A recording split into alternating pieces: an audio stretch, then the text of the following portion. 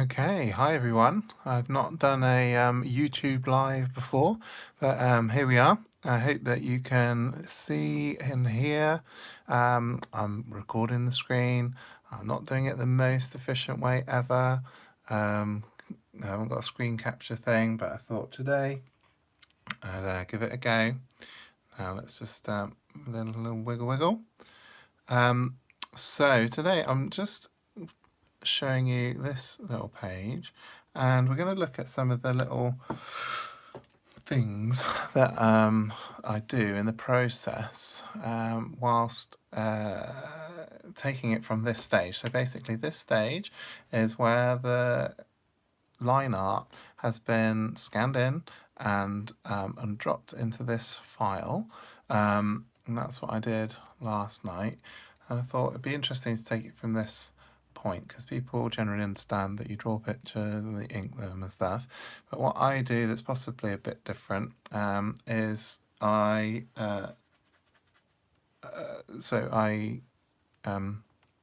get the file and drop it into a file which has sort of speech bubbles and stuff ready to go. Now what I do is I can then resize them as needed, and let me just get this layer down to where it's supposed to be.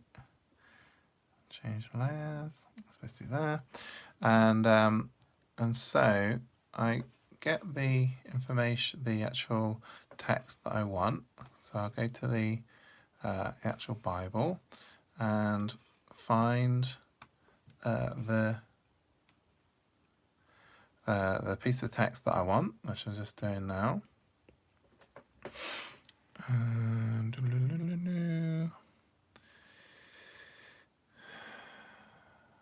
Okay.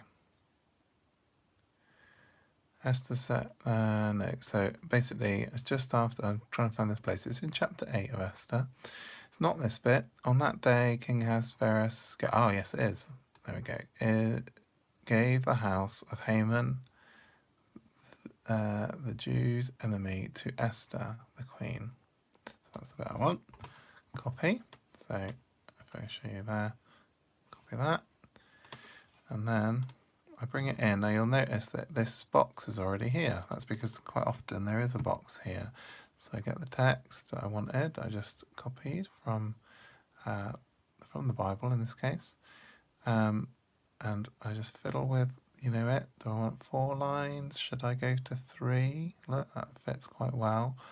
But often it's better to get this sort of shape. So then you'll fiddle. But then if it doesn't work, because the name Ahasuerus is long, it doesn't fit very well. So it's better possibly to go to 3. 3 lines that end reasonably well together. And what I was going to do, well, that's just to show you anyway. And then if there was some text, speech, got some speech here. And then I'm just going to do dummy stuff rather than the actual words. You get that, and then you would change the words so that they're the right words, and then you can fiddle around with the actual bubble to, be right, and then you can like resize it because that's obviously not perfectly good size, and sort of fiddle with it and just get it right basically. So I do that, do all the lettering for the comic. Then basically go through the page and put in all the words, and that's what I do at that stage. I'm not going to do that now because that would be boring for you to watch. So then after that I take away all the lines, and you might find it interesting actually if I showed you what I do with the gutters. So I will select all the gutter spaces, and then on a layer that's actually above the lines, so the lines are down here, the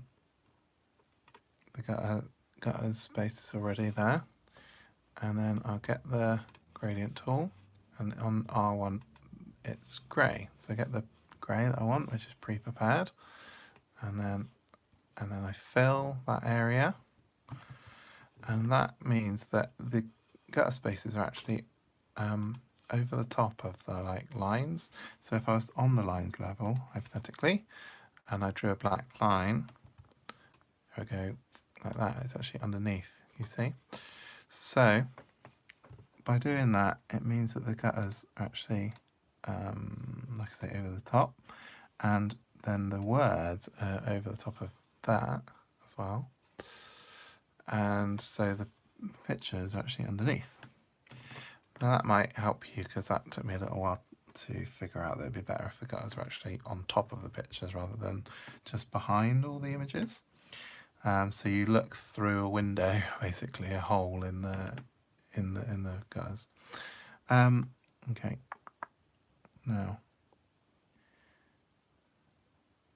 what I also was going to show you, if I get the layer, now this is the layer that was scanned in.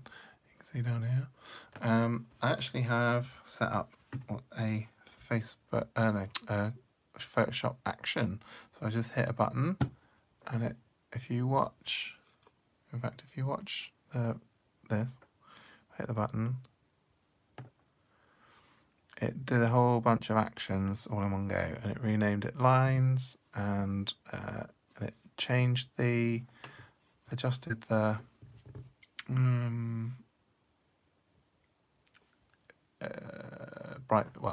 brightness and darkness, the hue and saturation. It named the layer, put a color on the layer label, and changed it to multiply as well. So basically, all those things always have to happen with that. So I set up an action on Photoshop, which Leslie taught me how to do. Can't remember how to do it right now, but it's actually easy to do. So if you haven't ever seen that before and you use Photoshop, just Google, look it up on YouTube or whatever. It's quite easy to do. You just press a button and it records what you do. So it's like it starts recording, and then you do what you want it to do. So you go like change the levels, change the this, change the hue, rename the thing, and then you stop the recording. And then whenever you have it set, whenever you know you're going to do the action, you pick the layer you want, and then you press the button and it does the action. So for example, I set it to F9, so so that button's like that. Then what I generally do is I'll go over the image and do corrections. So that the reason that's sort of potentially important to you is because when I draw the image on paper, I don't have to sort of stress too much if I make mistakes. I always do. Like here, I drew his hand, and then I was like, uh-oh, he hasn't got any bracelets on. So for consistency, I had to add the bracelets, but that's okay. I don't worry about it. Just draw them on and then come in afterwards and fix them. And also doing things like this, I drew it, how I wanted it, but it's better if these are rounder, so I might as well touch them up while I'm there. So like that, basically. And he also is not supposed to have 3 rings on this side. He's supposed to have 2 on that hand, 1 there. That's another consistency thing. And this is actually quite zoomed in. That's why the pictures, the drawing of his face is quite loose, if you know what I mean. And this is one of the reasons I draw it on hand, first of all, is because I do so that I can tell how big things are, because you can just zoom in like we are now and make things much better, and basically you can just really zoom in. So use a top lip there. Sometimes, see, I'll just do stuff without even thinking about it. I'll straighten out lines like that or make them a bit better. I also I'll just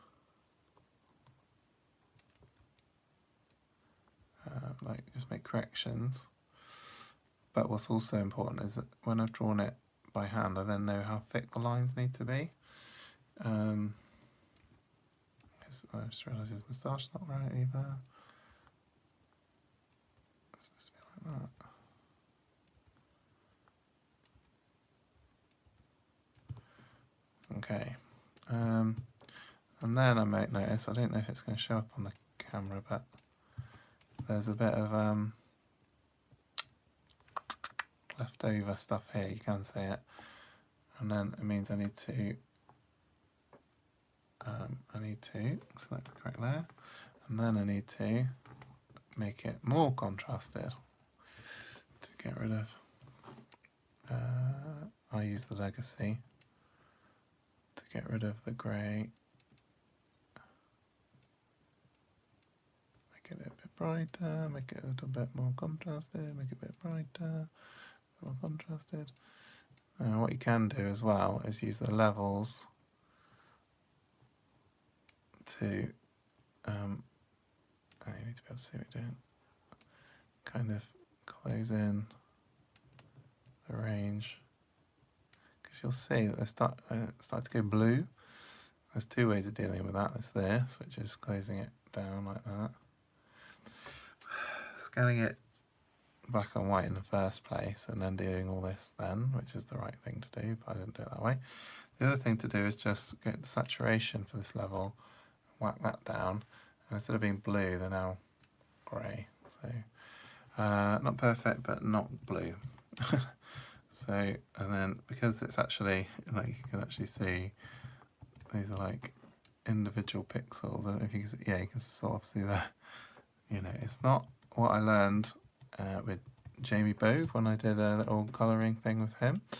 Was you know, you can go on the computer and go, oh, look, there's a grey dot there, but you'll never see it in real life. Not least because if it's printed out, like that pixel isn't a pixel anymore, it's a bit of ink that's blobbed down, and it will blob down onto the one that's next to it, and so, you know, it'll be fine.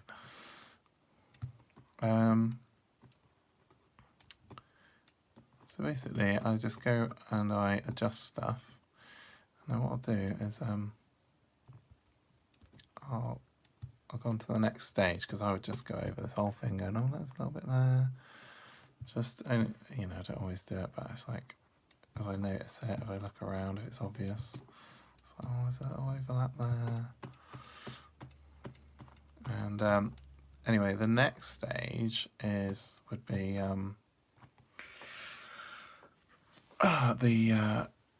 once I'd finished all this, and once I'd also brought in the other lines, you might notice in this image that there's a massive white space around them, and that's because I've already drawn this bit, the background, so I'm going to ship in the background from another page. So if I actually just sort of look for the page in question,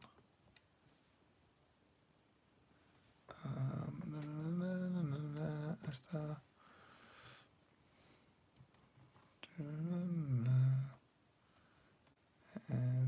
that the reason I'm opening it, apart from to show you, is I want to see what direction the light was going in this image.